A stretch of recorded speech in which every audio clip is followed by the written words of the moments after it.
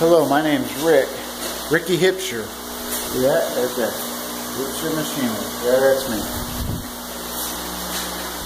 I grew up in San Jose, California, Silicon Valley, the mecca of semiconductor wafer fab manufacturing. I started out in this trade in 1989. Making parts for wafer fab machines, Applied Materials, AMD, all those guys. Okay, then I moved to Houston, Texas, and it's a totally different ball game. It's big iron, it's oil field parts. Doesn't matter, same concept. But my dream has always been to own my own shop. I'm a nobody, but I figured, you know what, I'm going to start out somewhere, and that's what I did. I started out with Hipsher Machine Works here in Katy, Texas, a suburb of Houston. Bought a Bridgeport pulley drive mill, for my garage, and this machine, as caveman as it is, has made me so much money already. I'm about to buy a lathe, a Colchester, Clausen Colchester lathe, and then from that point I'm going to be buying a CNC and moving out of this garage. But it's always been my dream to have my own shop, and I didn't care what I had to do to get there, but I had to do something. People said, "Oh man, Rick, you got a six-figure salary as an Esprit programmer. Why do you want to go do that? Why do you want to take the risk? Why do you want to change that for?" I say, "Are you serious? I mean, is that what you think is living the American dream? Not me. I don't like ceilings. Ceilings make me nauseous. I don't like ceilings in my pay. I don't like ceilings on how far I can go in my lifestyle. I just don't. I don't want to have to worry about that. Before that, I was a blue collar guy. I was happy with making that salary, and I could have a few toys like this 1990 ZR1 Corvette. It's a cool car. They only made 6,390 of these cars, I believe. 6,939. Sorry, it's got a one-of-a-kind engine in it. That was only put in the ZR1.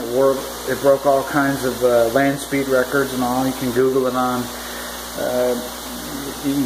Google. LT5 ZR1 90 to 95. But you know what? As cool as this car is, I've almost killed myself in it millions of times. It's become very low on the priority list. It's going into storage because I'm going to need the room for when I get a lathe. I need room for table space. It's just things have changed. Priorities have changed. I've been very busy out here, and it's been a good thing for me mentally, emotionally, financially for sure. And it's all for the greater good of my family. They're all just totally stoked about it.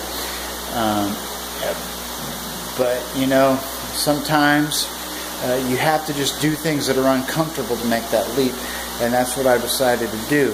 I still keep my day job. I'm not a fool. I still need to keep an income coming in. Even though I'm making more doing Hipsher Machine Works work than I am working the day job, I still am not comfortable until I have enough customer base and enough parts coming in. That's the next big deal, is to quit the day job and go full-time for myself. But you know what?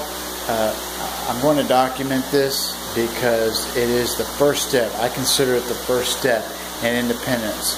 And it's been fantastic. And I think that if you have the drive and you have the skill level and you have the people skills, you can do this. You can do it. It's not a big deal. In fact, it's a high talking to customers, making deals on scheduling, and of course, the way the machining trade is. It's up and down. It's feast or famine. It's just the way it is. But I love the trade. It's not just for the money. I actually love what I do. I think you have to love what you do to be a success in it. In anything you do, any business you do. But I just feel like that this is it. This is my plight. This is my destiny. Over now.